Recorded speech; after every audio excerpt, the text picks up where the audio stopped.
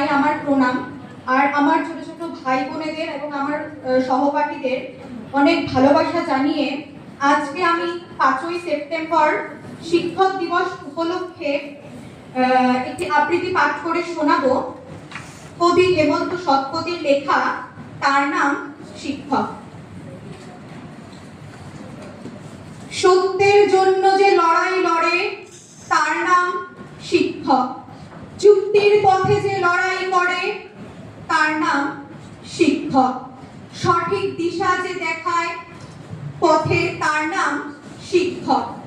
বঞ্চনার বিরুদ্ধে যে গর্জে ওঠে, তার নাম শিক্ষক। ন্যায্যের অধিকার যে শুধু চায়, তার নাম শিক্ষক। রঙে আর ঢঙে যে মজে না, তার নাম শিক্ষক। শত